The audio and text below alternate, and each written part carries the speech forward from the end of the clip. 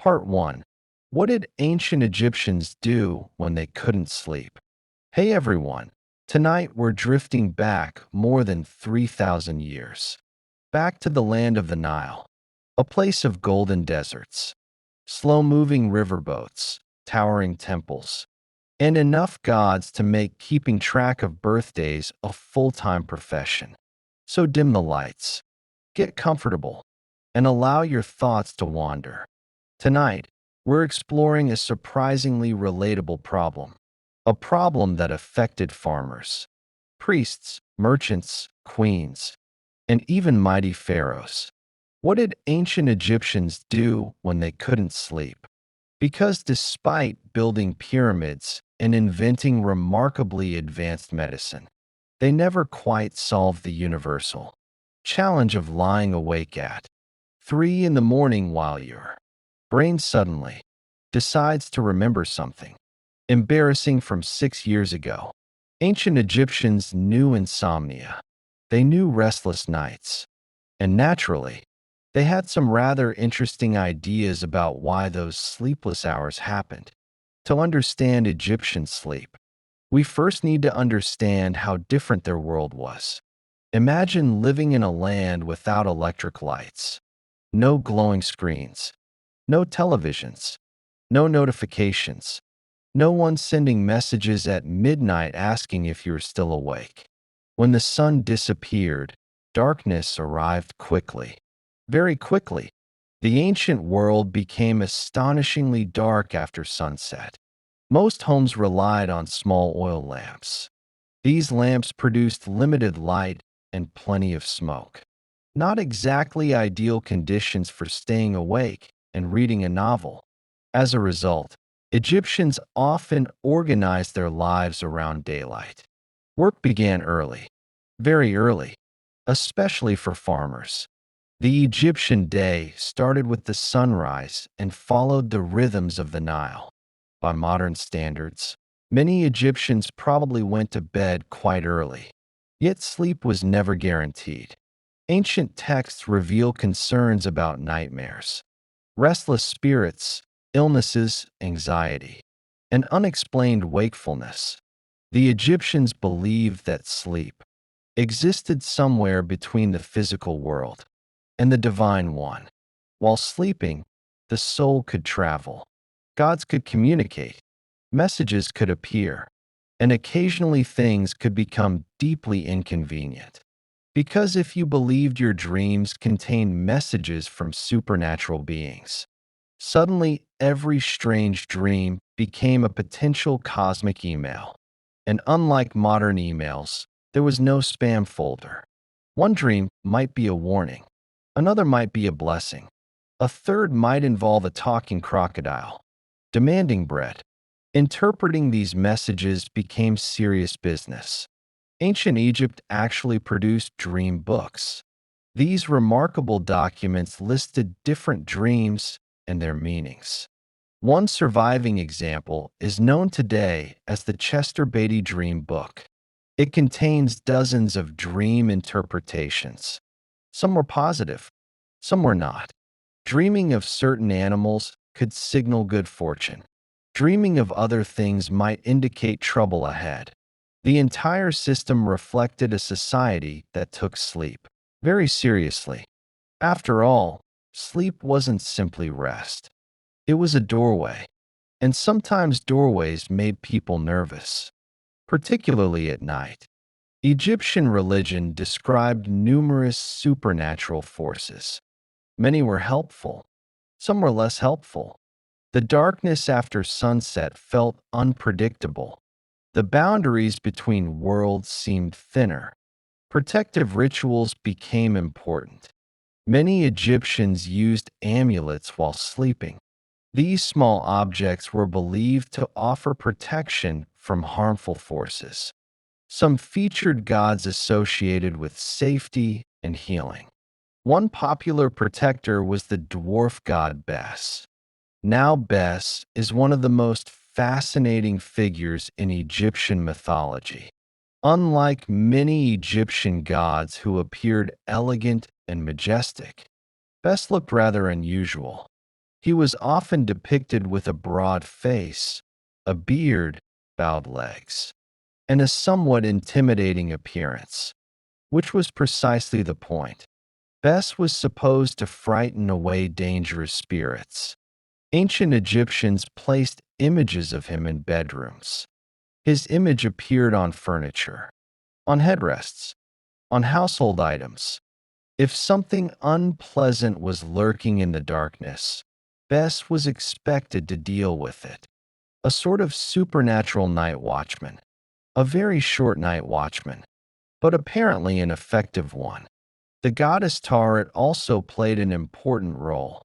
She was often depicted with features resembling a hippopotamus, which may sound strange to modern ears. But hippos were among the most powerful animals in Egypt. Large, dangerous, protective. Taret became associated with childbirth, families, and household safety. Many people believed she could guard sleeping individuals from harm, particularly vulnerable family members. Children especially received protective attention. Parents worried about children's sleep just as parents do today. Illnesses often struck without warning. Infant mortality was tragically common. Families sought every possible form of protection. Magic, medicine, religion, and practical care frequently blended together.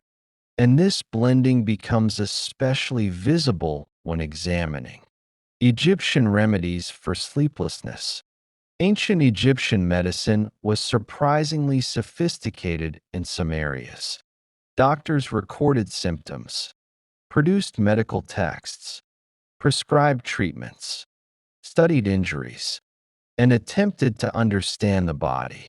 Yet medicine and magic remained closely connected. If someone couldn't sleep, the cause might be physical, or spiritual, or both. The solution often reflected this uncertainty. Some remedies involved herbs, others involved prayers, some involved elaborate rituals. A few sound genuinely relaxing, others sound slightly more questionable. For example, Egyptian medical texts sometimes recommended plant-based treatments. Various herbs and natural substances were believed to calm the body. Fragrant oils also played an important role. Scent mattered greatly in Egyptian culture. Perfumes, incense, and aromatic substances appeared in religious ceremonies and daily life. Pleasant smells could create comfort. They could reduce stress. They could help prepare the mind for rest. Modern sleep experts would probably recognize some logic here, though perhaps they would draw the line before invoking crocodile-headed deities. The Egyptians themselves saw no contradiction. For them, physical and spiritual well-being were interconnected. One influenced the other. If you suffered disturbing dreams, protective spells might help. If you felt physically unwell, medicine might help. If both seemed involved, then naturally you used both approaches. Why choose? The Egyptians certainly didn't. Interestingly, some scholars believe many Egyptians may have practiced forms of segmented sleep. This pattern appears in various pre-industrial societies. People slept for several hours, awoke during the middle of the night, remained awake for a period, then returned to sleep.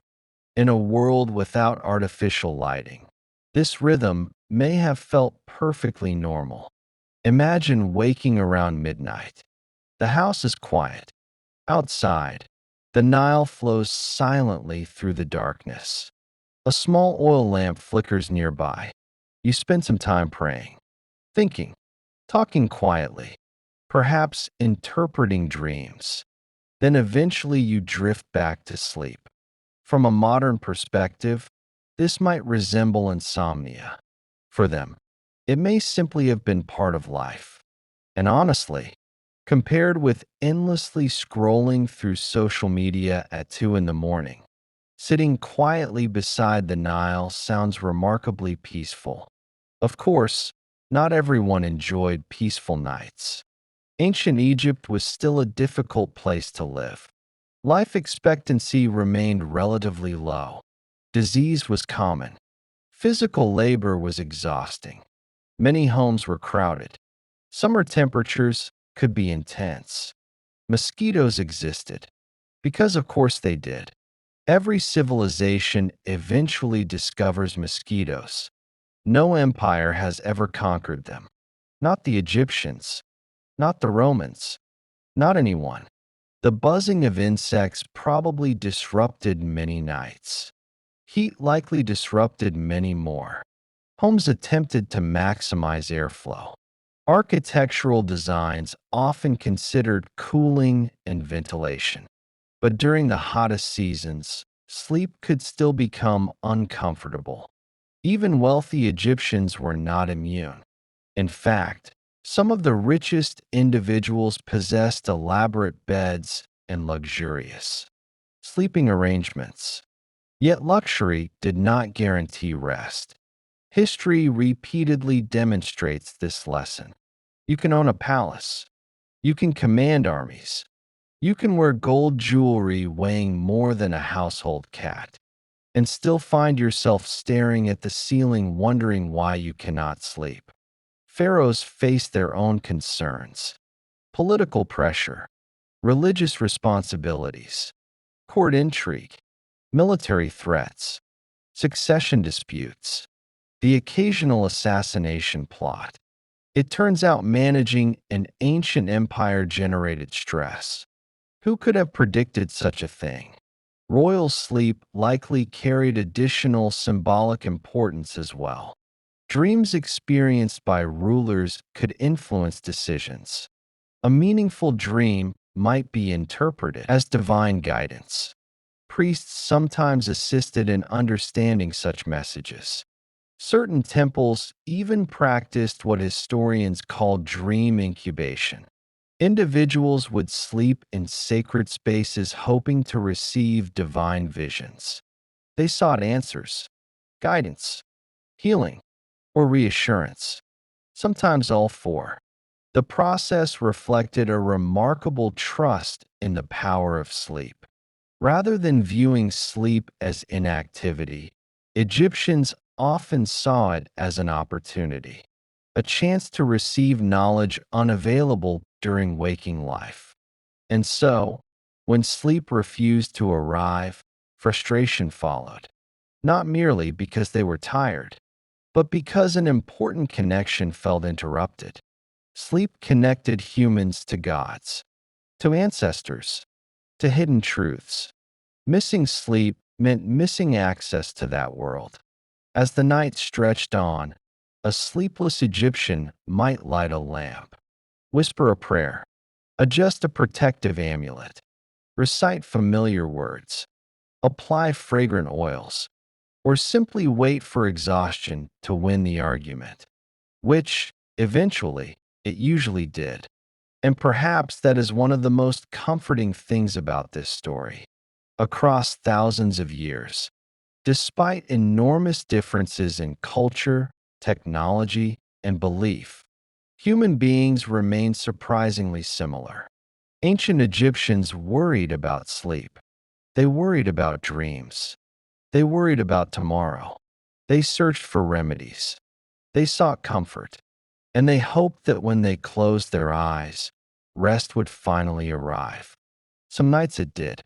Some nights it did not, just as it is today.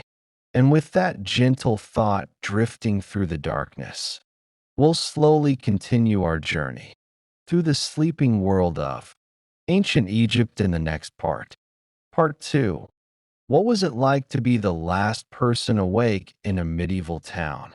Now, as our thoughts continue to drift through the darkness, let's leave the banks of the Nile behind. The oil lamps grow dim. The desert fades into shadow. And slowly, almost quietly, we find ourselves arriving in a medieval town somewhere in Europe. It is late, very late. Most people have already gone to bed. The marketplace that buzzed with noise only hours ago now sits empty. The stalls are closed. The merchants are asleep. The animals have settled down. Even the dogs seem less interested in barking. For most medieval people, nighttime was not a period of activity. It was a period to endure. Without electricity, darkness transformed familiar streets into uncertain places. The town that felt busy and safe during daylight suddenly seemed entirely different. Shapes became difficult to recognize. Every shadow appeared slightly suspicious, and every strange sound demanded an explanation, usually an incorrect one. Perhaps a ghost, perhaps a demon, perhaps a witch, or perhaps simply a goat knocking over a bucket. History suggests it was often the goat, but medieval people rarely jumped straight to the goat explanation. Tonight, however, we are not following the sleeping residents. We are following the last person still awake. The last person still awake. The final pair of open eyes in the entire town. The night watchman. Now, this was not necessarily a glamorous profession. No songs were written, celebrating the thrilling adventures of municipal security patrols. Children did not grow up dreaming of one day shouting the time at strangers. Yet the job was important. Someone needed to stay awake. Someone needed to watch. Someone needed to notice if a fire started, or if thieves arrived, or if a drunk merchant decided to challenge a horse to a fist fight. Because medieval towns contained surprising numbers of drunk merchants and surprisingly few victorious horses, the watchman begins his patrol. He carries a lantern, perhaps a staff, maybe a simple weapon, not because he expects glory, mostly because wandering around dark streets alone occasionally required practical precautions. The town around him sleeps. Wooden houses lean toward narrow roads. Shutters are closed.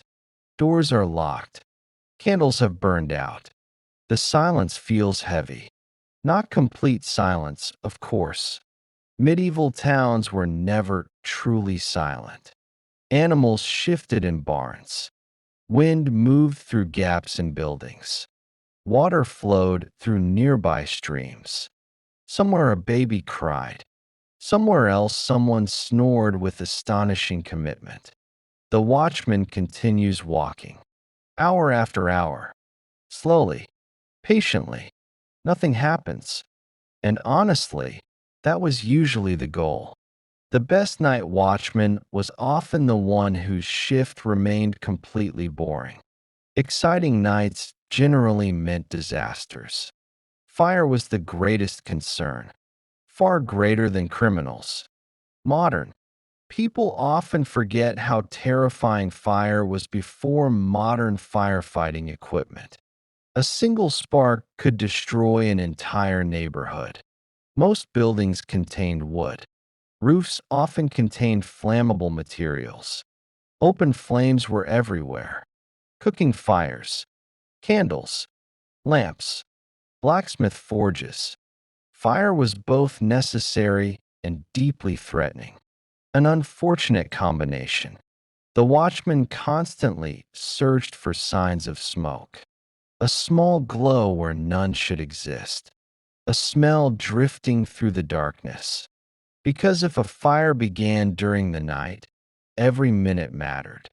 Entire livelihoods could disappear before sunrise. And so the watchman watched, not for adventure, for smoke. History is often less dramatic than movies suggest. People spent enormous amounts of time trying to prevent catastrophes rather than causing them. As midnight passes, another interesting detail emerges. The watchman is probably not the only person awake. He may simply be the most visible one. Inside certain homes, others remain awake as well. A baker, for example, bread was essential. Many bakers began work long before dawn. While the town slept, ovens were already warming. Dough was being prepared. Tomorrow's bread quietly took shape in the darkness. Imagine the scene. A lone baker kneading dough by candlelight. The town silent outside, flour covering his hands. The smell of baking bread gradually filling the room.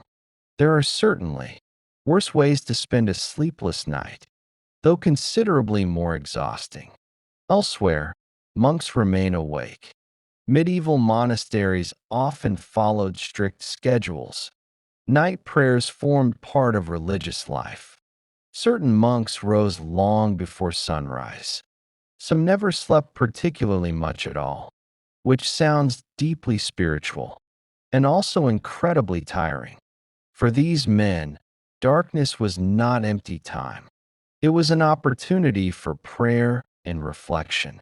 While merchants slept and watchmen patrolled, monastery bells occasionally echoed through the night, a reminder that somebody, somewhere, was still awake and still praying. Then there were the truly unfortunate souls, the sick. Illness rarely respected sleeping schedules. A fever could keep someone awake for hours. An injury could make rest impossible. A worried family member might sit nearby through the night, watching, waiting, hoping for improvement. These quiet scenes rarely appear in grand histories, yet they formed an enormous part of medieval life. Most people experienced nights not through political events or royal decrees, but through family concerns, a sick child, an aging parent, an uncertain future. The same concerns humans still carry today. Let's drift back outside. The watchman reaches the town gate. The gates are closed, locked, secure, or at least hopefully secure.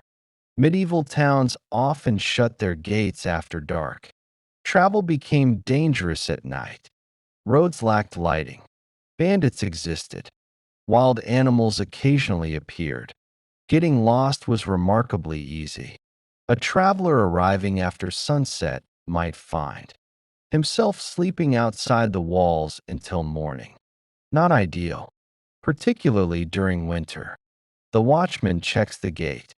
Everything appears normal. Thankfully, because gate problems tended to become everyone's problem. He continues onward. The stars overhead shine brightly, far brighter than most people experience today. Without modern light pollution, medieval skies could be astonishingly clear. The Milky Way stretched across the heavens. Constellations appeared vivid. The night sky became a familiar companion. People knew it well. Farmers, sailors, travelers, watchmen. Everyone spent more time looking upward, which may explain why medieval astronomy became surprisingly sophisticated despite lacking modern equipment. When the stars are impossible to ignore, people naturally become curious about them. Meanwhile, somewhere in town, a nobleman lies awake. Not because he is working, quite the opposite. He is worrying, perhaps about taxes, perhaps about debts, perhaps about a marriage arrangement, perhaps about another nobleman he dislikes. History contains extraordinary quantities of aristocrats quietly resenting one another. Entire wars occasionally emerged from arguments that resemble oversized family disputes. Tonight, however, our nobleman merely stares into darkness, unable to sleep. His expensive bed offers little comfort. His fine blankets solve nothing, because anxiety remains stubbornly democratic. It visits peasants and nobles alike. Money helps with many things. Falling asleep on command is not always one of them. Hours pass. The town grows even quieter. This is the strange period before dawn, the deepest portion of the night, the moment when even nocturnal animals seem less active. The watchman feels tired, very tired. His feet hurt. The cold settles into his clothing. He has walked the same streets repeatedly.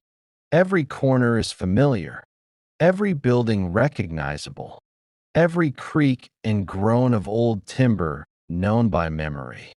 And yet he remains alert, because the final hours before sunrise still matter, especially because fatigue makes mistakes more likely. This challenge is timeless. Night workers throughout history have faced the same battle. Stay awake. Stay focused. Just a little longer. Soon dawn will arrive. Soon the town will wake. Soon bakers will open shops. Farmers will begin moving. Merchants will prepare goods. Children will run through streets. Noise will return. Life will resume. The watchman rounds another corner. A faint glow appears on the horizon. Not sunlight yet, just the earliest hint of morning. The darkness begins retreating. Slowly, patiently, the stars start fading. Roosters prepare their famously, enthusiastic and entirely unnecessary announcements. And at last the town begins to stir. A door opens, then another. Smoke rises from chimneys. Someone fetches water. Someone yawns. Someone immediately regrets waking up. Normal life returns. The watchman's shift is nearly finished. Nothing dramatic happened. No invasions. No major fires. No criminal masterminds. Just another quiet night, which was exactly what everyone hoped for. And so our final awake resident finally prepares to rest. The town he protected never noticed most of his work. Few people thanked him. Few people thought about him. Yet every peaceful morning depended, at least a little, on someone staying awake while everyone else slept. And as the first sunlight touches the rooftops, we can leave our watchman behind. His long night is over. The streets are busy once again. The darkness has passed. And somewhere nearby, another medieval soul is already preparing for tomorrow night's shift. A life spent watching while the rest of the world dreams. Part 3. What happened to the children left behind after medieval wars? As the sun rises over our medieval town and the weary watchman finally drifts toward sleep, we can continue our slow journey through the quieter corners of history. This time, we're following a group of people who rarely appear in grand paintings. They are not kings. They are not queens. They did not command armies. They did not sign treaties. Most historians never learned their names. And yet they were often the ones who carried the consequences of war the longest. The children left behind. Now, when we think about medieval wars, it is easy to imagine armored knights charging across fields, banners waving, trumpets sounding, kings making dramatic speeches. History books have always loved those moments. Naturally, a king riding into battle looks much more impressive in a painting than a child trying to find enough bread for dinner. But after the banners disappeared and the armies marched away, life continued. Or at least it tried to. And for many children, that was when the real challenge began. Imagine a small village somewhere in medieval Europe, perhaps in France, perhaps England, perhaps the German lands. The exact location matters less than the experience, because the story repeated itself across the continent for centuries. The village has recently seen soldiers pass through. That alone was often enough to cause trouble. Armies required food, animals, supplies, shelter, and armies were not always especially polite when obtaining these things. In fact, they were frequently quite terrible at being polite. A military force arriving in a peaceful village was often greeted with the same enthusiasm people reserve for unexpected plumbing disasters. Everyone knew problems were coming. The only question was how many. When soldiers moved through an area, fields could be damaged, livestock could disappear, homes might be looted. Sometimes villages were burned. Sometimes families fled. Sometimes fathers, older brothers, and other relatives never returned. And that left children facing a future they had never expected. The first challenge was usually food. Food shortages followed war with depressing regularity. A damaged harvest could affect an entire region. Fields left unattended produced less grain. Transport routes became dangerous.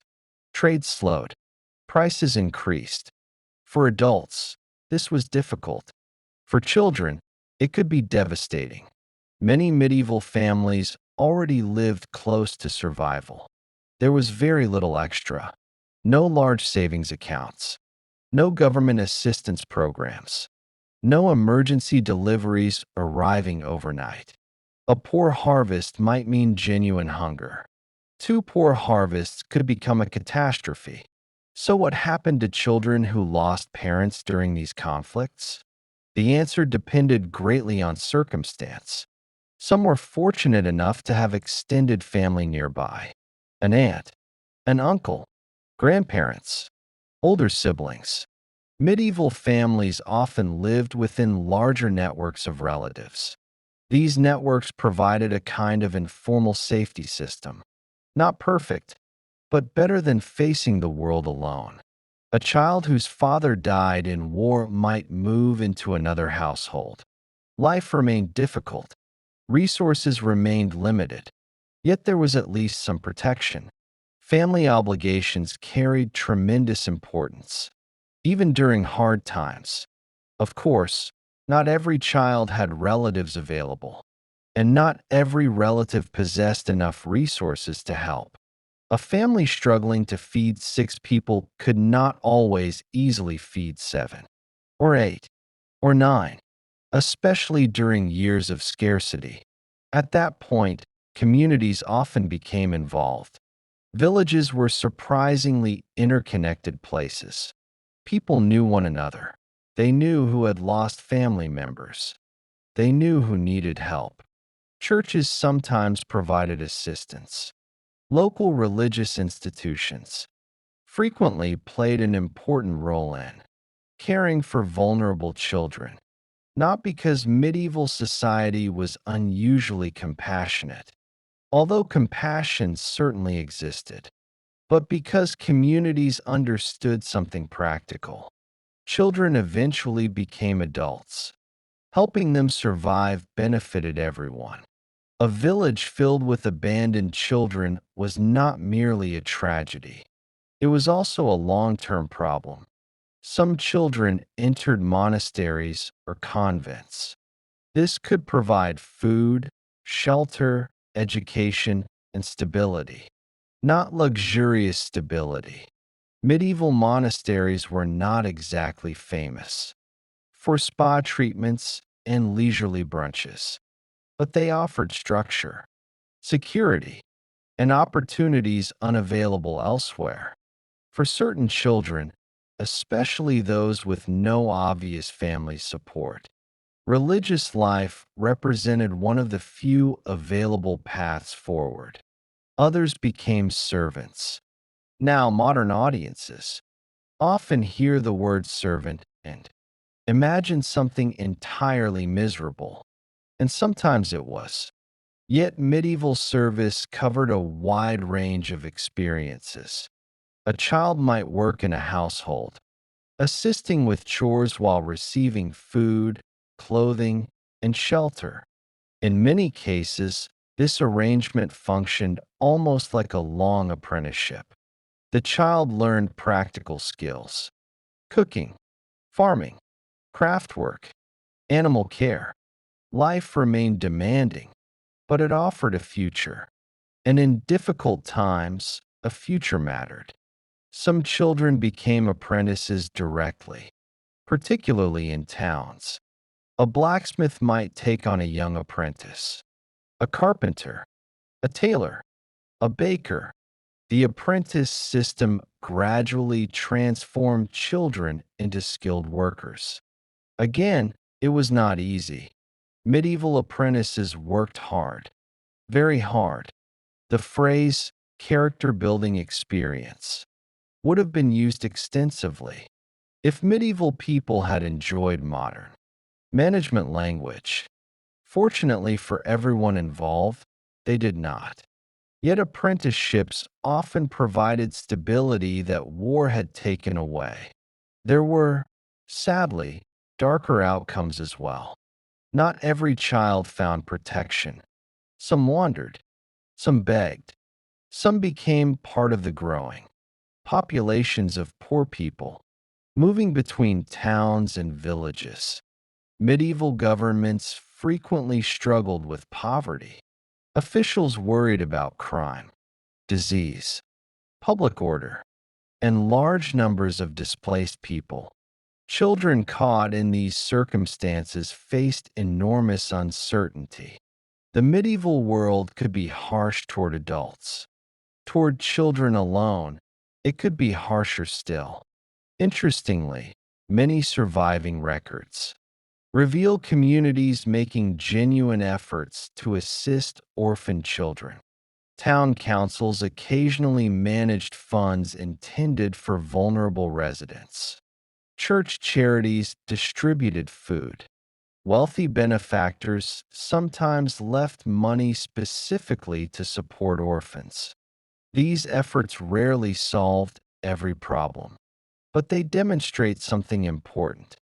People noticed. People cared. Perhaps not universally, perhaps not perfectly, yet enough to leave evidence behind centuries later. As the years passed, war orphans often grew into adults shaped by unusual experiences.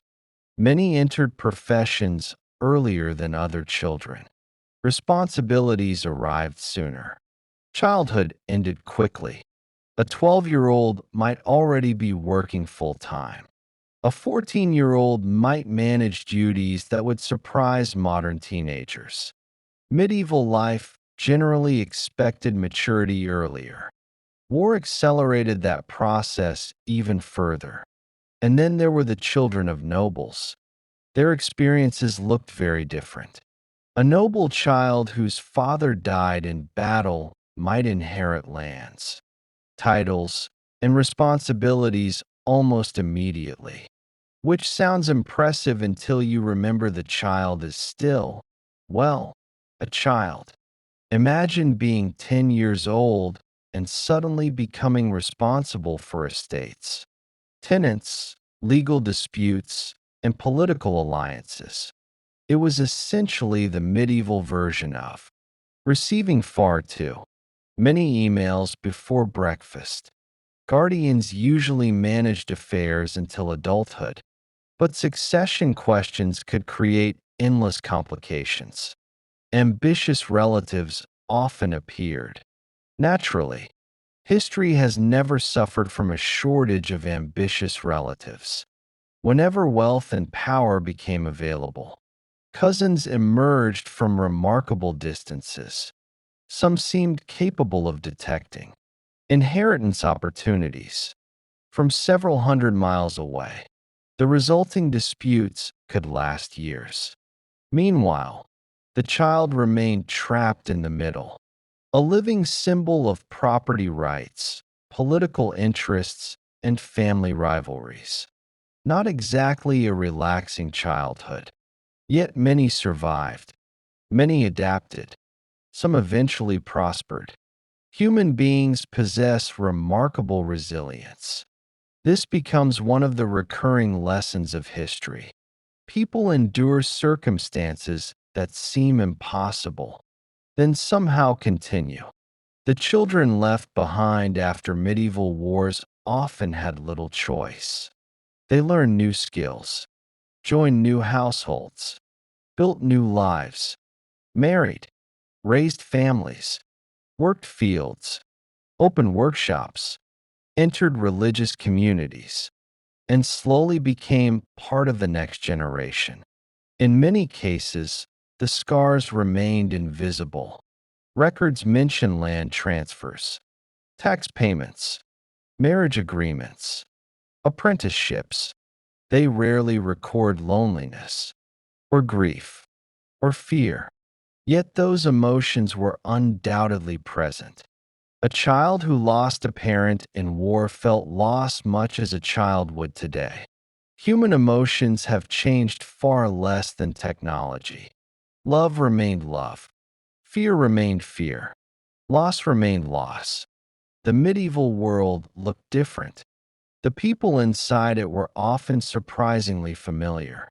As evening approaches once more, imagine one of those children years later, no longer a child at all, standing in the same village where everything changed. The war has long ended. The fields have recovered. New homes have been built. Life continues. The memory remains. But so does the person, not because history was kind. It often was not, but because people kept moving forward anyway, one season after another, one harvest after another, one generation after another. And so the children left behind eventually became the adults who rebuilt what war had damaged, quietly, patiently, without monuments, without songs, without famous portraits. Yet their work mattered just as much as any king's victory, perhaps more, because while armies won battles, it was ordinary people who made life return afterward. And with that thought, we can continue our gentle journey into another forgotten corner of the medieval night in the next part. Part 4. Who were the loneliest people in ancient castles? As our journey through the medieval world continues, the village slowly fades behind us. The fields disappear into the darkness. The cottages grow distant. And ahead, rising from a rocky hill beneath a pale moon, stands a castle, a great stone fortress, cold, silent, immense. From a distance, castles often appear romantic. They dominate paintings. They inspire novels. They appear in films surrounded by banners fluttering heroically in the wind. People imagine grand feasts, noble knights, elegant queens, and endless excitement. The people actually living inside them might have offered a different opinion, particularly the lonely ones, because despite their size, castles could be surprisingly isolated places, especially for those trapped within their walls. Tonight, we're not following kings or famous generals. We're drifting toward the people history usually forgets. The quiet figures who spent long hours alone in corridors, towers, gatehouses, and stone chambers. The loneliest people in ancient castles, and perhaps the loneliest of all were the guards. Now, being a castle guard sounds impressive at first. You imagine standing heroically atop a battlement while dramatic music plays, somewhere in the distance. In reality, much of the job involved standing still for extremely long periods, often in unpleasant weather, watching absolutely nothing happen. Hour after hour, day after day, a guard assigned to a remote tower might spend entire shifts with little company beyond the wind. The same stone walls, the same narrow windows, the same distant landscape, perhaps a few sheep, perhaps some birds, occasionally a traveler. Excitement was rare, and honestly, that was usually a good sign. Excitement often meant trouble. The guard's purpose was to notice danger before it arrived, which meant most successful days felt rather uneventful. Still, uneventful can become lonely, particularly during winter. Imagine sitting in a tower room high above the countryside. Snow falls outside. The sky darkens early. Cold air slips through tiny cracks in the stone. The nearest conversation may be hours away. No books, no radio, no music streaming from a phone, just silence and your own thoughts. Human beings are remarkably creative, but eventually even imagination begins running out of material, especially after your 15th consecutive day of watching the same hillside. Then there were messengers. These travelers spent enormous portions of their lives alone. A noble lord needed information delivered. A messenger carried it. A king issued instructions. A messenger carried them. Someone needed news from another castle. Once again, a messenger set off. The roads of medieval Europe could be long and difficult. Journeys often lasted days, sometimes weeks. The traveler rode through forests, across rivers, over hills, past villages, usually without much company. A lone rider disappearing into the distance became a common sight. These messengers connected entire kingdoms, yet many spent their lives moving between places, without truly belonging to any of them. Arriving, leaving, arriving again, always traveling, rarely staying. And there is a particular kind of loneliness that accompanies constant movement, never entirely rooted, never entirely settled, always heading somewhere else. Inside the castle itself, another lonely group quietly carried out their duties. The servants assigned to isolated tasks. Now castles employed many workers, cooks, cleaners, stable hands, laundry workers, porters, craftsmen. Some worked in busy areas surrounded by people. Others did not. A servant responsible for maintaining distant storage, rooms, or remote sections of the fortress might spend long stretches alone.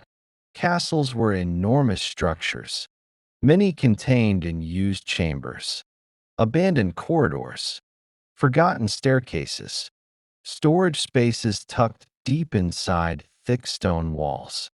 Entire sections sometimes remained empty for months. Imagine carrying a lantern through those passageways at night. The light flickers. Your footsteps echo. Every doorway looks mysterious.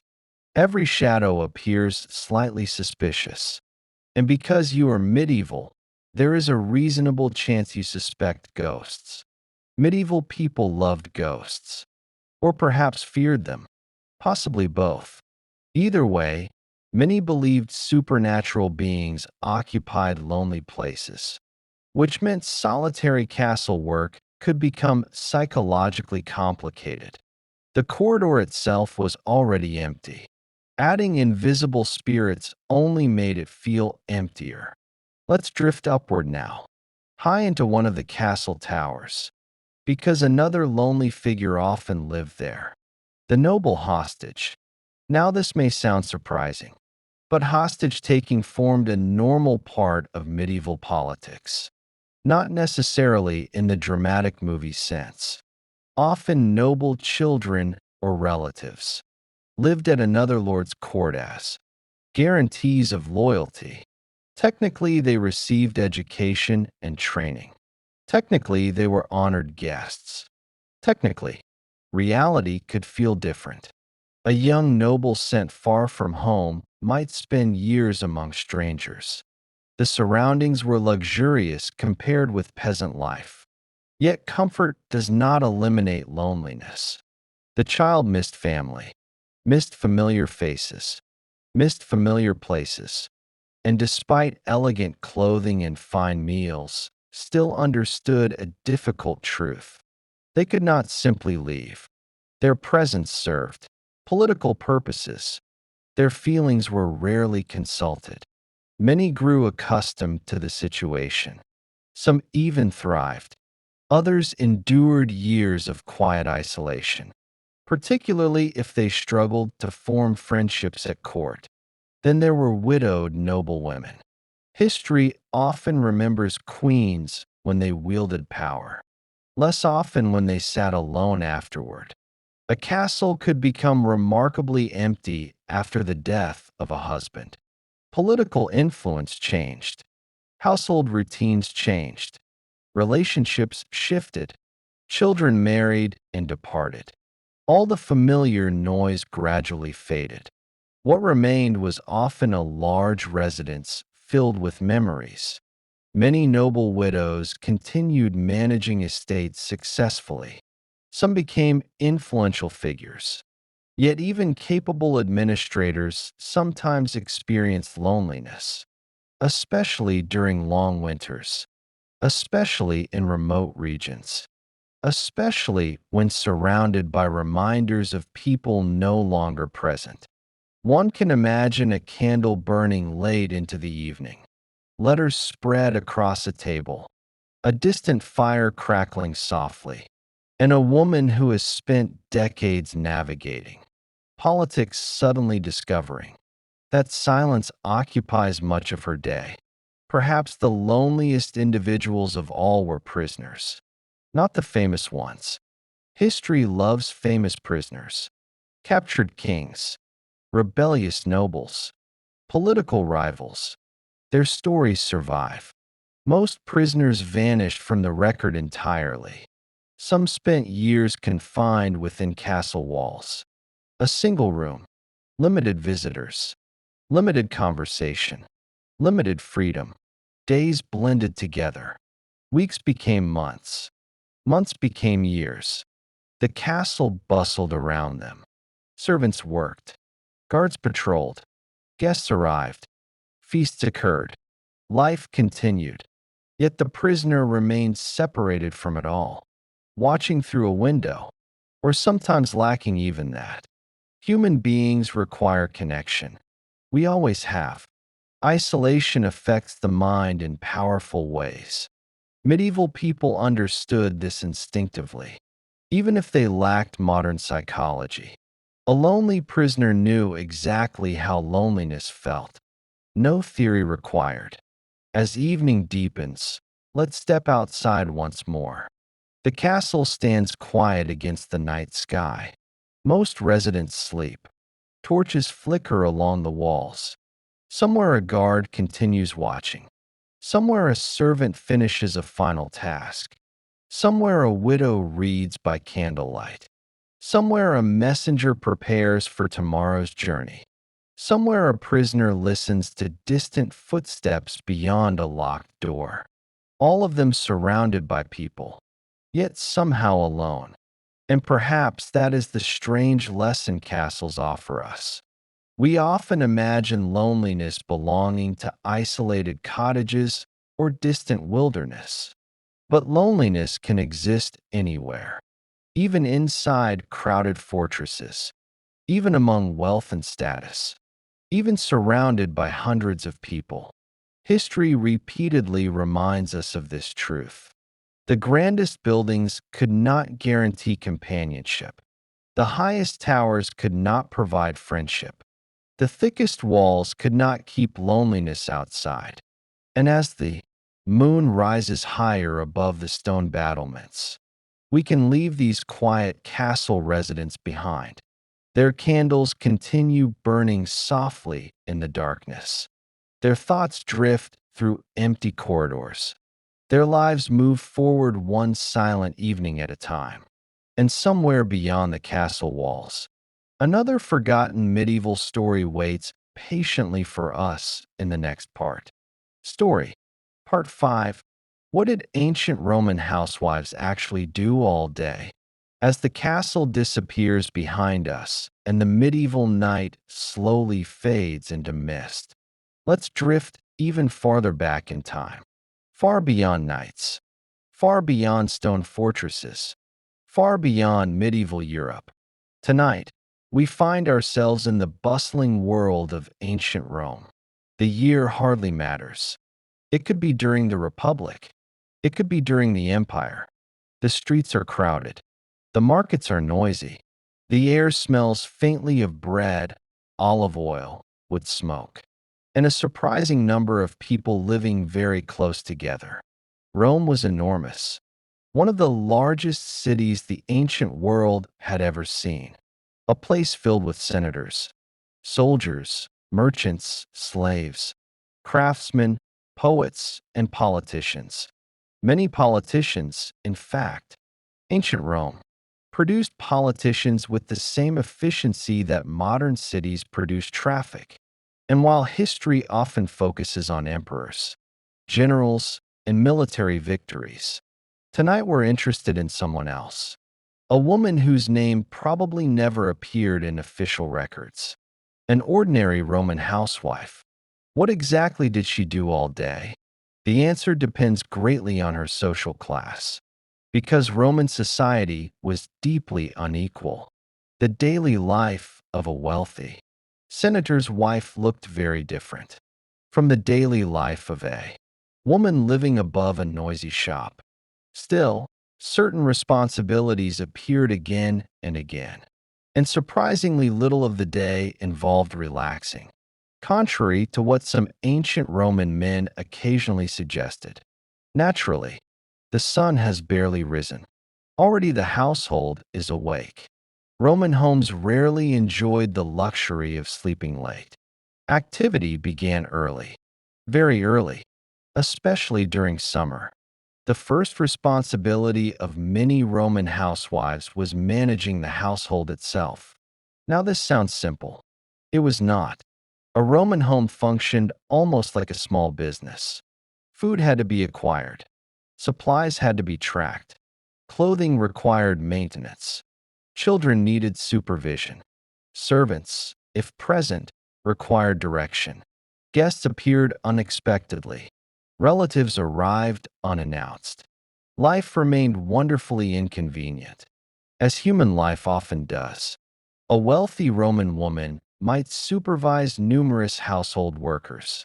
She organized tasks, monitored inventories, managed food supplies, oversaw textile production, handled domestic finances. This required real skill. A poorly managed household could become expensive very quickly, and Roman husbands, despite controlling much of public life, were not especially famous for enjoying unnecessary expenses, at least when someone else created them. Meanwhile, women from less wealthy families often performed these tasks personally. No staff, no assistants, no convenient delegation. If bread needed preparing, they prepared it. If clothing needed repairing, they repaired it. If children needed attention, they provided it. The work never entirely stopped. One of the most important activities involved textiles, spinning wool, weaving cloth, producing garments. Roman society placed enormous value on these skills. In fact, elite Roman writers frequently praised women who excelled at textile work.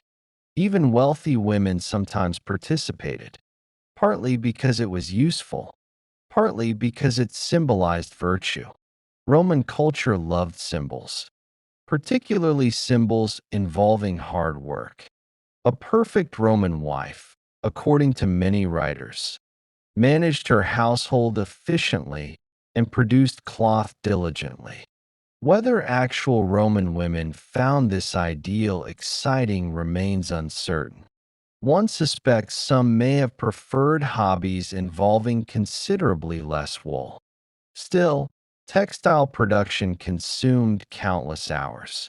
Imagine sitting beside other women in the household, hands moving steadily, threads forming gradually, the work repetitive, the rhythm familiar, conversation drifting from topic to topic, children nearby, the day passing slowly. This scene repeated itself throughout the Roman world for centuries. Food preparation occupied another large portion of the day. Now, Roman cooking could be surprisingly complicated, especially in wealthier households. Ingredients arrived from across the empire: spices, fish sauces, fruits, vegetables, olive oil, wine. Bread remained central, as it did for much of the ancient Mediterranean. Preparing meals required planning and labor. Nothing arrived prepackaged. Nothing appeared instantly. Every meal represented work. Someone had to grind grain. Someone had to prepare ingredients. Someone had to cook. Roman kitchens could become hot, smoky places, particularly during summer. Not exactly ideal conditions. Yet meals continued arriving, day after day, year after year. Then there were the children. Roman families generally expected women to play major roles in raising young children, teaching basic skills, providing supervision, passing along cultural values, keeping children alive, a task more challenging than modern people sometimes realize. Childhood mortality remained heartbreakingly high throughout the ancient world. Parents loved their children deeply, yet many lived with the constant awareness that illness could appear suddenly. This uncertainty shaped family life profoundly. Roman mothers worried, hoped, prayed, just as parents always have. The emotional experience would feel remarkably familiar despite the 2,000 years separating us. As the mourning continues, another responsibility appears: shopping, or at least some version of it. Markets form the heart of Roman urban life. Fresh produce arrived daily: fish, bread, olives, cheese, wine, household necessities. A Roman woman might visit vendors regularly, negotiating prices, evaluating quality, managing budgets. Ancient shopping involved considerably more effort than clicking a button on a screen, though admittedly far fewer forgotten subscription charges. The marketplace also provided something equally important: social interaction. Because life inside a household could become repetitive, markets offered conversation, news, gossip, and Romans absolutely adored gossip. Few civilizations embraced gossip with such enthusiasm.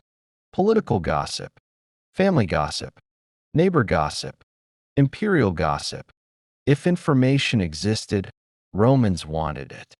And if information did not exist, they occasionally invented some, which, unfortunately, remains a timeless human tradition.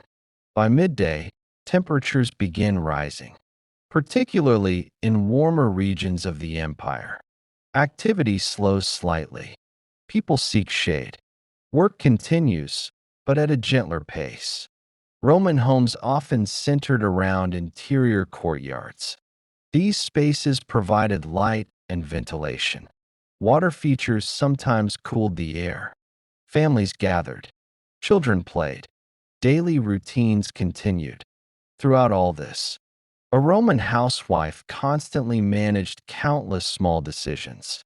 The invisible work that keeps households functioning. Did enough grain remain? Was clothing repaired? Were supplies running low? Did children complete assigned tasks? Had guests been properly accommodated? The questions never ended.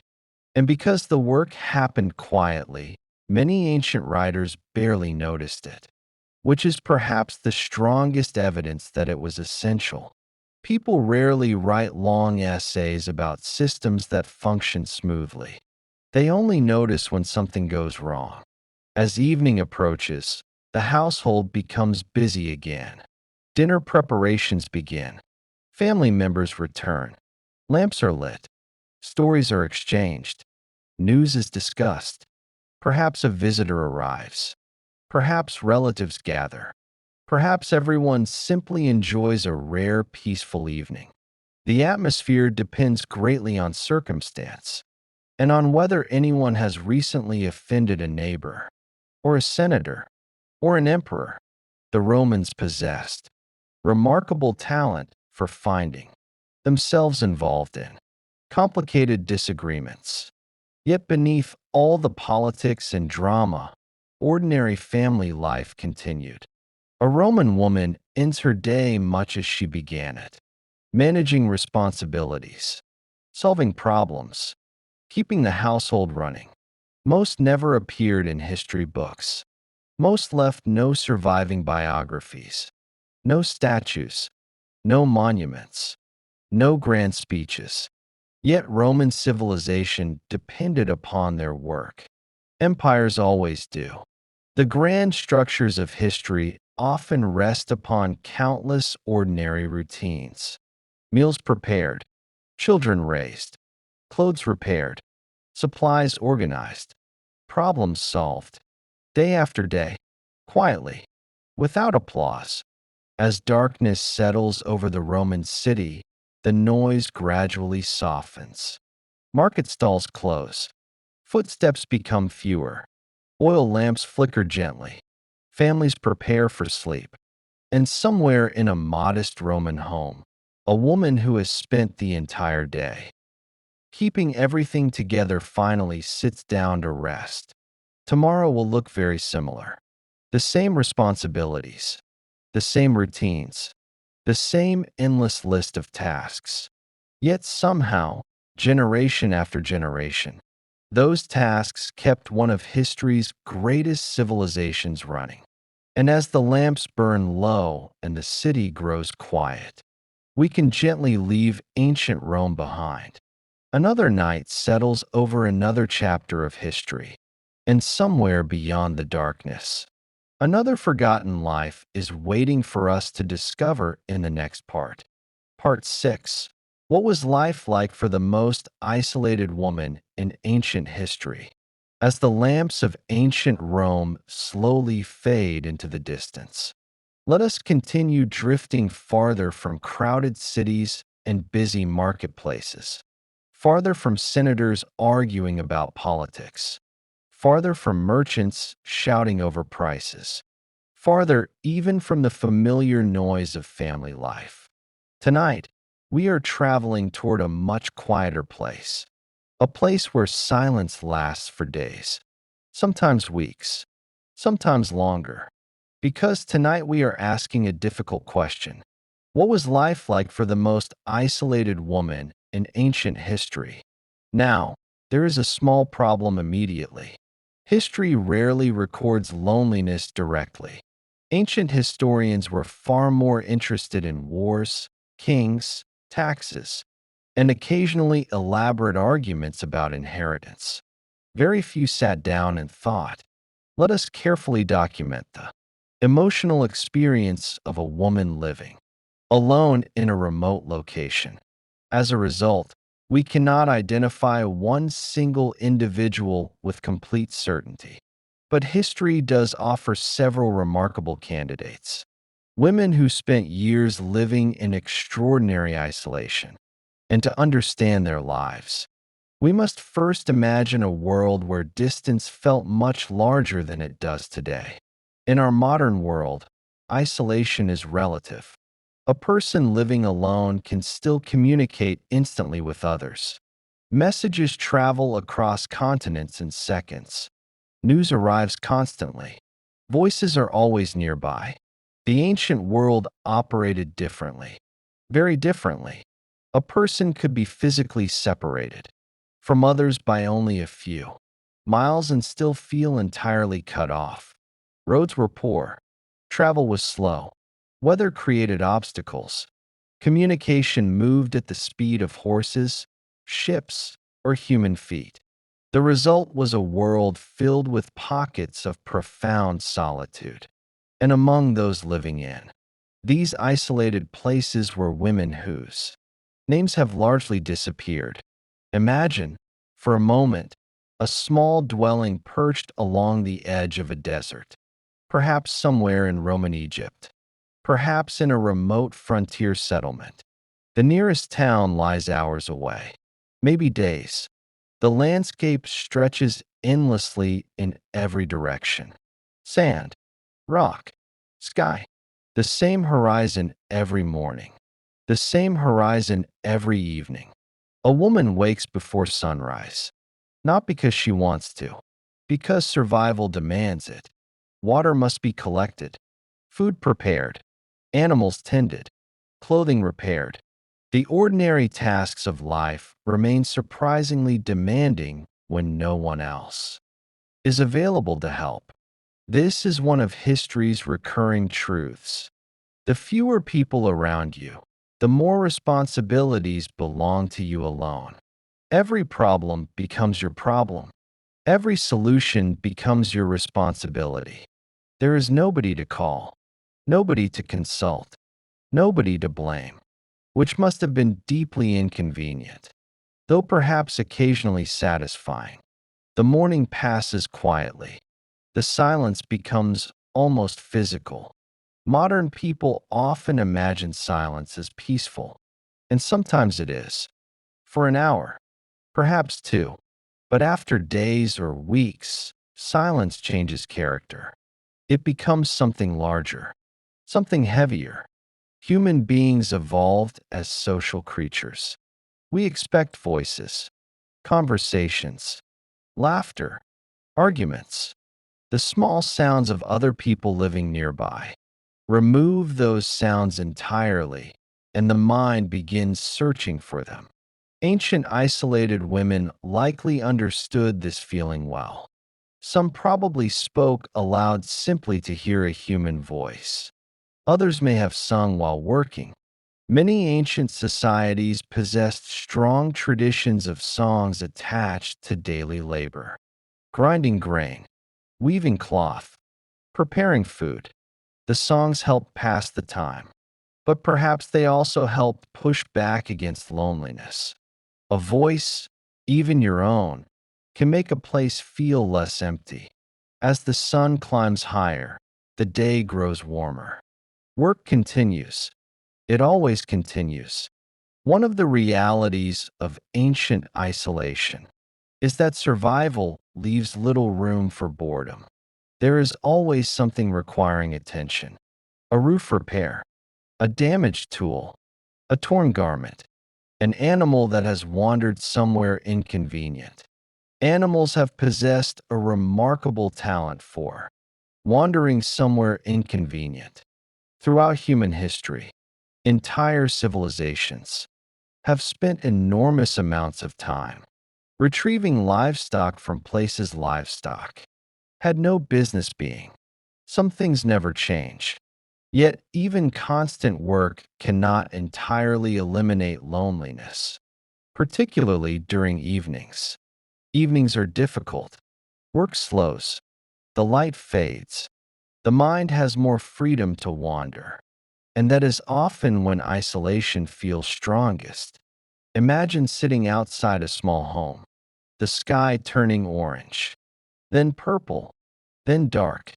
No nearby neighbors, no distant lights, no sounds except wind and occasional animals. The stars emerge overhead, one by one, then hundreds, then thousands. The ancient sky appears astonishingly bright. Without modern cities, the heavens dominate everything. Many isolated people became expert observers of the night sky, not because they were scientists, because the stars were simply there, every night, waiting, providing company of a sort. One suspects many lonely people developed relationships with the stars. Not literally, of course, though ancient mythology occasionally came surprisingly close. But familiar constellations offered comfort, predictability, a sense that something remained constant, even when everything else felt uncertain. Let's drift toward another possible candidate, a religious woman living in seclusion. Now, this form of isolation was very different. Throughout late antiquity, certain religious traditions encouraged withdrawal from society.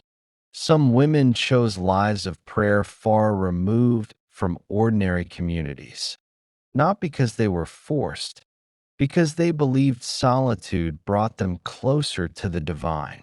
These women often lived in small cells or remote dwellings, sometimes near monasteries, sometimes entirely alone. Their days revolved around prayer, reflection, and simple labor. To modern observers, such a life may sound extraordinarily lonely. Yet many of these women described something else. They described peace, purpose, connection to God. The absence of crowds became a benefit rather than a burden. Of course, being human, they probably still experienced difficult days. History occasionally presents saints as if they floated effortlessly through life, surrounded by permanent serenity. Real people tend to be more complicated. Even the most devoted individuals occasionally become frustrated, or tired, or lonely, or hungry. Human nature remains stubbornly consistent. Another form of ancient isolation emerged among noble women married into distant regions. Imagine a young woman leaving her homeland forever. A political marriage carries her hundreds of miles away. Different language, different customs, different people. Technically, she is surrounded by servants and courtiers, yet emotionally, she may feel completely alone. This type of loneliness appears repeatedly throughout history. Being surrounded by strangers does not necessarily prevent isolation. Sometimes it intensifies it. The young noblewoman misses familiar voices, familiar foods, familiar traditions, the jokes she once understood, the places she once knew. Every conversation requires effort. Every interaction reminds her that she is far from home. History remembers some of these women as queens, others as princesses, but beneath the titles stood human beings navigating profound separation. And separation, even in a palace, remains separation. As night falls once again, imagine one of these women sitting beside a small lamp. The room is quiet. The day's work is finished. Outside, darkness spreads across the landscape. She thinks about people she may never see again. Parents, friends, siblings. Memories drift through her mind. The distance between past and present feels immense. Yet tomorrow she will wake again, continue again, adapt again, because that is what people do. One of the most remarkable lessons hidden within history is how adaptable human beings can be. People learn to survive environments that initially seem impossible. They create routines, find meaning, build resilience, even in extraordinary isolation, even in places where loneliness feels unavoidable. And perhaps that is why the stories of isolated women matter. Not because they were famous, most were not. Not because they changed empires, most did not. But because they reveal something deeply human, the quiet ability to continue, to endure silence, to create purpose, to carry on through long days and lonely nights. As the stars wheel slowly overhead and the ancient world settles into darkness, we leave our isolated woman where we found her, Alone, perhaps, but not defeated. The wind moves softly across the landscape. The lamp burns low. The night stretches onward, and somewhere beyond the horizon, another forgotten life waits patiently for us in the next part of our journey. Part 7. What happened to the last survivors of a village after the Black Death? As the lonely lamp of our isolated woman finally burns down to a faint glow, we continue drifting through history. The stars above fade, the centuries turn, and now we arrive in medieval Europe once more. But this time, the world feels different. Quieter, much quieter. The roads seem empty. The fields look neglected. The church bell no longer rings as often as it once did. Something terrible has happened here.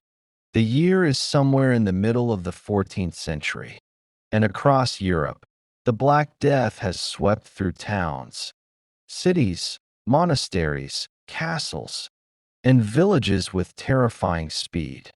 For many people living at the time, it must have felt as though the world itself was coming apart. They had no understanding of bacteria, no knowledge of fleas carrying disease, no modern medicine, no reliable explanation, only fear, rumors, prayers, and the growing realization that more and more people were disappearing. Tonight, however, we are not following the plague itself. We are arriving afterward, when the worst has already passed, when the silence begins, and we are asking a different question. What happened to the last survivors of a village after the Black Death? Imagine a small farming village, not a city, not a famous location, just an ordinary place. The sort of village that rarely appears in history books.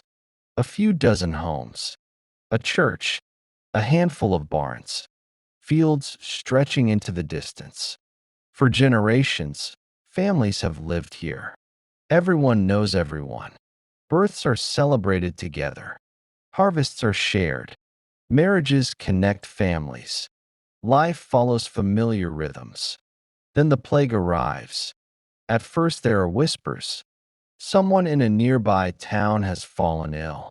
Then several people. Then entire households. Soon travelers bring disturbing stories. Villages abandoned. Churchyards overflowing. Markets closing. And before long, the sickness reaches their community as well. Weeks pass. Then months. The village changes. Doors remain closed. Fields go untended. The sound of daily life begins to fade. And eventually, for those who survive, something strange happens. The dying slows. The sickness moves on. The plague leaves. But many of the people do not return. Now imagine being one of the survivors. You wake one morning and realize how quiet everything has become. The neighbor who used to greet you every day is gone. The baker is gone. Entire families have vanished. The village remains standing. Yet somehow it no longer feels like the same place. This was one of the first challenges survivors faced. The silence. History often focuses on physical destruction, burned buildings, collapsed walls, lost wealth. But the Black Death frequently left something more unsettling.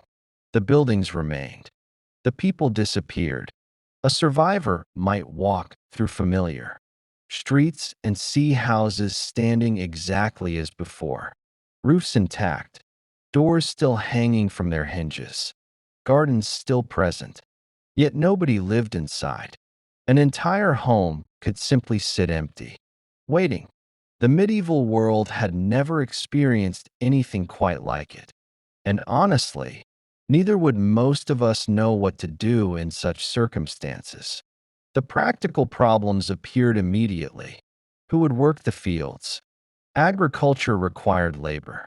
Lots of labor. If half the village had died, half the workforce disappeared with them. The surviving farmers suddenly faced enormous responsibilities. There was more land available than people capable of working it. At first glance, this sounds like an opportunity, and eventually it sometimes became one. But initially it created chaos.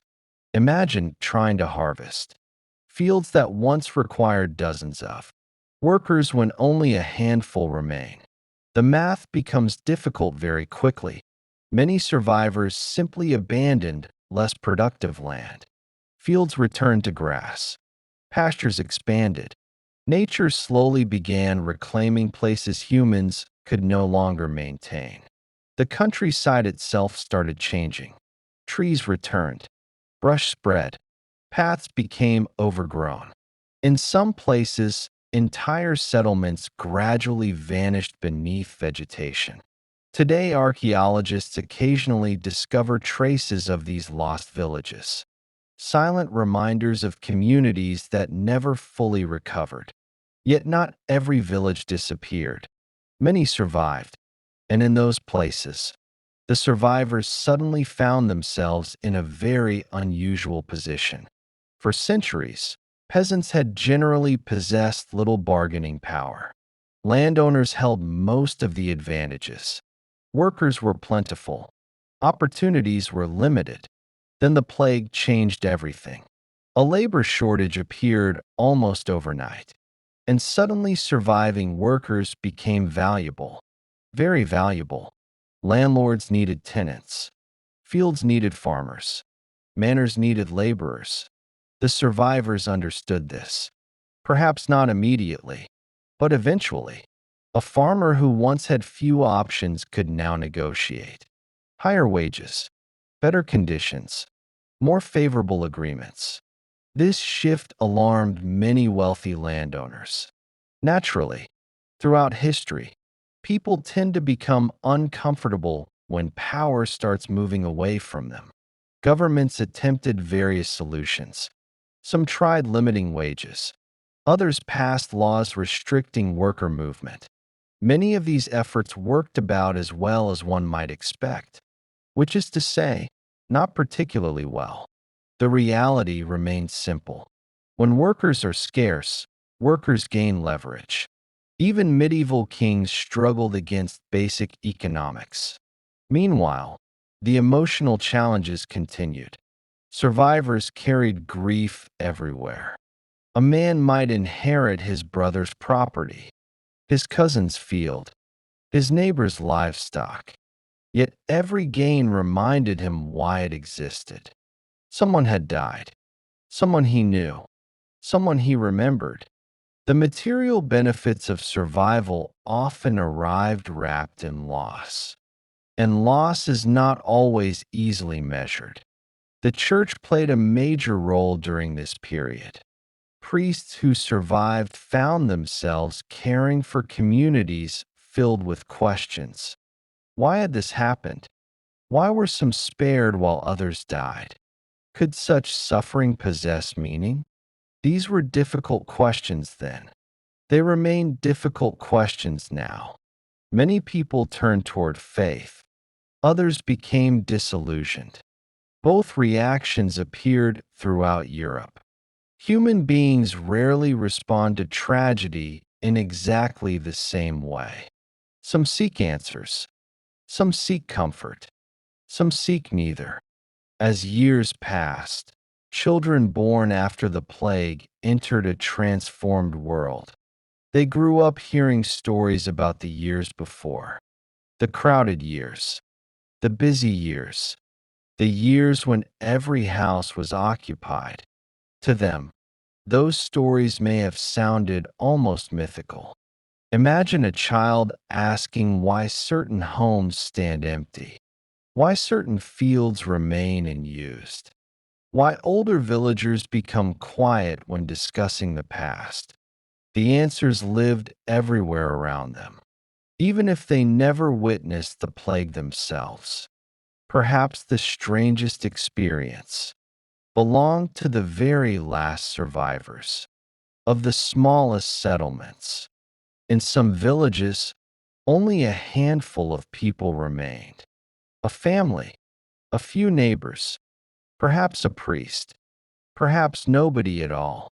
Imagine standing in a village that once contained 50 families.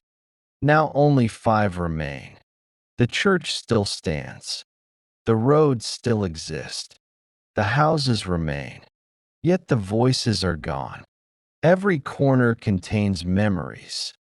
Every path reminds you of someone absent. It must have felt almost dreamlike. A familiar place transformed into something unfamiliar. A home that no longer feels entirely like home. And yet people adapted. Because people almost always adapt. The remaining families helped one another. New settlers arrived. Marriages connected surviving communities. Trade resumed. Markets reopened. Children were born. Seasons continued turning. Slowly, very slowly, life returned. Not exactly the same life. That was impossible. The old world had disappeared, but a new one emerged in its place. History often speaks about recovery as though it happened suddenly, a dramatic moment, a clear turning point. Real recovery is usually much quieter. A field planted again, a roof repaired, a child laughing, a market opening, a wedding celebrated, small moments accumulating over time, until one day a village begins feeling alive again. The survivors of the Black Death never forgot what happened. How could they? The evidence surrounded them. Yet they continued building lives nonetheless, planting crops, raising families, repairing homes, planning for futures they might never see. In many ways, they became the bridge between two worlds, the world before the plague and the world after it. Without them, entire communities would have disappeared completely. Because survival is not merely remaining alive. Survival also means carrying memories forward, passing stories onward, preserving pieces of what existed before. As evening settles over our village once more, smoke rises from a few chimneys. Children play near homes that once stood empty. Fields stretch toward the horizon. The silence remains softer now, less overwhelming. Life has returned. Not perfectly, not completely, but enough. And as darkness gently covers the countryside, we can leave these survivors behind. The plague has passed. The village endures. And somewhere ahead, another forgotten chapter of history is waiting quietly for us in the next part.